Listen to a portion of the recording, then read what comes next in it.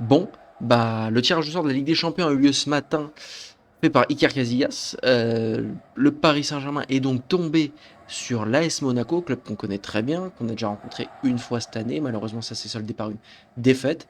Euh, le Paris Saint-Germain tombe encore une fois en play-off, comme l'année dernière contre Brest, contre une équipe française, en tout cas pour Monaco, donc une équipe de Ligue 1, une équipe qu'elle connaît bien. Est-ce que ça peut être une force, une faiblesse? Comment va Monaco en ce moment? C'est ce qu'on va voir tout de suite. Footix parisien pour vibrer chaque jour. Les couleurs de Paris, c'est l'amour toujours. Actu déchaîné, prépare-toi au détour. PSG, c'est la vie, la passion, le parcours. Yo yo yo les petits frérots, Footix parisien, vous connaissez déjà premier sur les news du Paris Saint-Germain. Si vous connaissez pas Footix parisien, c'est 1, 2, 3, 4 vidéos pour parler du Paris Saint-Germain. Bref, passons à la vidéo du jour. Monaco-Paris Saint-Germain, le 17 février. Je pense que le retour, c'est une semaine après. Ça doit être le 25, en gros. 25 ou le 26 février, nous serons fixés. Nous verrons si le PSG va réussir à aller plus loin dans la compétition. Je vais aussi vous faire une vidéo un petit peu récapitulant. Je vais vous faire ça sûrement un peu plus tard dans la journée. Une vidéo qui récapitule tous les autres matchs. Mais là, pour l'instant, on va se focaliser sur le match du Paris Saint-Germain pour voir ce qu'il en est. Est-ce que le Paris Saint-Germain a toutes ses chances? Qui est le favori de cette rencontre? Tout simplement, quel est l'état du PSG et quel est l'état de Monaco à date. Monaco, bon, club de Ligue 1 qui normalement est bien mieux en Ligue 1, il suffit de voir sa forme actuelle, défaite, défaite, défaite, défaite, match nul. Il suffit de voir sa forme de Ligue 1, c'est un club qui ne va pas du tout, c'est un club qui est complètement en crise et pour moi, c'est un club qui est en crise à cause de ça. Tu pêches clairement à cause de ton recrutement cette année. Tu as eu énormément de départs cet été. Tu as eu Ben Seguir qui était un titulaire de ton équipe. Tu as eu Singo qui était titulaire de ton équipe. Tu as eu des gros départs et même des gros chèques. Mbolo, 13 millions. Ben Seguir, 32 millions. Magassa, 17 millions. Singo, 30 millions. Voilà, tu en as ressorti avec un. Je sais pas, en tout, là, je vais pas calculer sa tête, mais tu en es sorti avec un plus de 70 millions. Et tu recrutes pour seulement 13 millions d'euros. Et malheureusement, ça pêche. Tu recrutes un gardien de 36 ans. Voilà. Tu recrutes pour le coup un joueur plus jeune avec Idumbo, 20 ans. Voilà, c'est un prospect, il joue pas encore beaucoup. Malheureusement, c'est un joueur qui ne pas concrétisé. Malheureusement pour lui, donc ça fait déjà deux recrutements très moyens. T'as des prêts, bon t'as Ansu Fati, c'est des bonnes performances. Mais Ansu Fati malheureusement, c'est pas suffisant. Quand il rentre en jeu, il nous a fait des belles choses. Notamment, je me souviens donc du coup ce match à Metz où il met un doublé, où il rentre si je dis pas de conneries, il rentre à la mi-temps, il met un doublé. Ensuite, il avait enchaîné, où il a fait des bonnes performances. Et malheureusement, depuis octobre, je me rendais pas compte que c'était depuis octobre. Depuis octobre, il a pas fait un match complet. Il fait que de rentrer des bouts de match. Parfois, il rentre même pas. Il a pas joué un match du 29 novembre au 16 janvier. Je crois qu'il était blessé. Et depuis, pareil, bah, il a fait une bonne rentrée contre Lorient, mais bon, ça reste Lorient. En plus, si je dis pas de bêtises, c'est un match que l'AS Monaco a perdu. Je regarde là. Un match que l'AS Monaco voilà, a perdu 3-1. Si je dis pas de conneries, ils avaient fait une égalité, mais de toute façon, on va voir leurs résultats juste après. Monaco qui avait perdu 3-1 contre Lorient. Il suffit juste de se rendre compte de ça. Ensuite, qui a perdu 6-1 contre le Real Madrid. Voilà. En plus, pour moi, je vous le dis, c'est pas du tout un grand Real Madrid. De toute façon, ça commence à se voir. Moi, ça fait plusieurs mois, années que je le dis.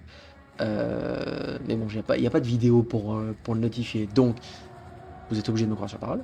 Et ensuite, un match nul contre le Havre. Voilà. L'AS Monaco qui va vraiment pas bien du tout. Je dirais que c'est le pire AS Monaco depuis beaucoup d'années, je dirais même depuis en fait, depuis qu'il s'était fait racheter, je crois en 2013, depuis qu'il s'était parti ensuite en Ligue 2, etc. Voilà, c'est le pire AS Monaco depuis ce moment-là. C'est le pire AS Monaco de ces 15 dernières années. Et par chance, on arrive à les affronter. Maintenant, l'AS Monaco s'en est quand même bien sorti en Ligue des Champions, cette victoire contre Galatasaray, qui compte, mine de rien. Pour moi, Galatasaray est quand même une bonne équipe. Après, une égalité contre pas fausse. Voilà, et ensuite, ils bénéficient surtout d'un bon début de saison et d'un tirage assez simple. À égalité contre Tottenham. Après, quand on voit le résultat qu'a fait Tottenham au final, c'est Tottenham, si je dis pas de bêtises, ils ont fait une défaite, une égalité, peut-être 2 défaites, une égalité, donc tu vois, une égalité ça compte.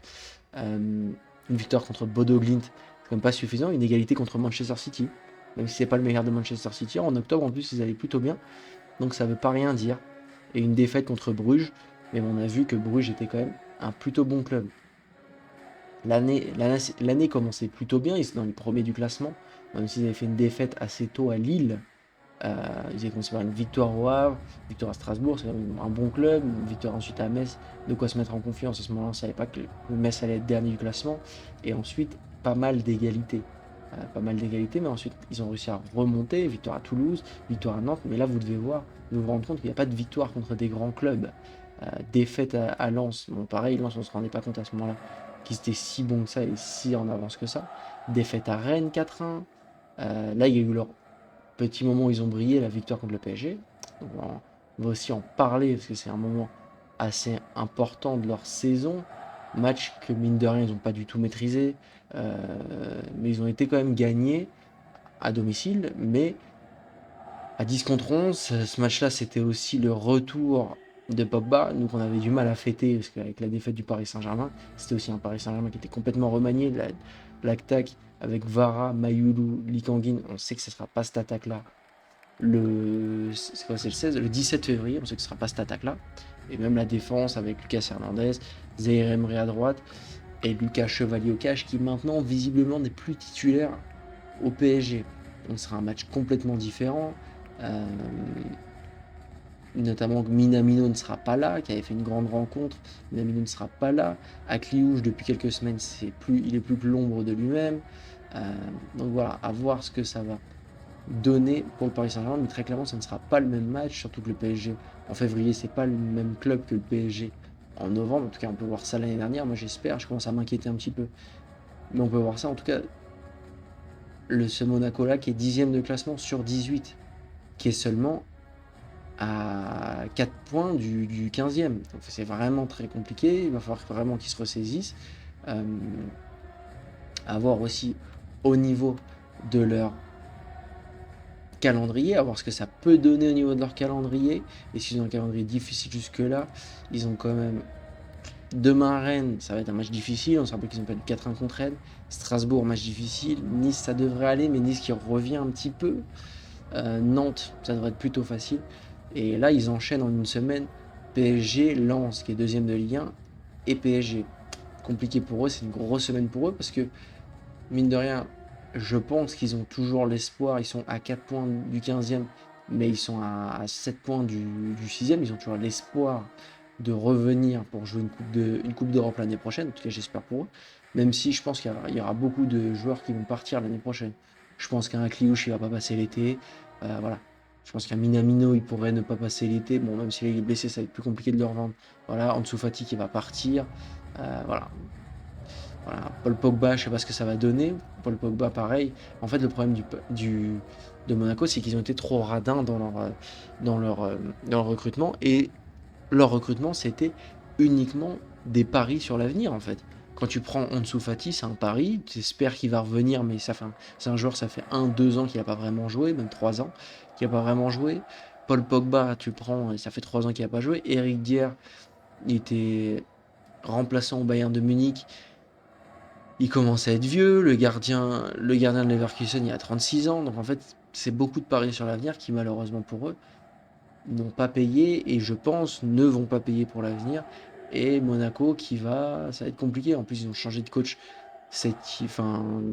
un peu avant l'hiver, si je dis pas de bêtises. Voilà, ils sont un petit peu piégés entre guillemets avec ce coach-là. Ce coach-là qui n'a pas de meilleurs résultats, on peut le voir. Il est sur 4 défaites, un match nul.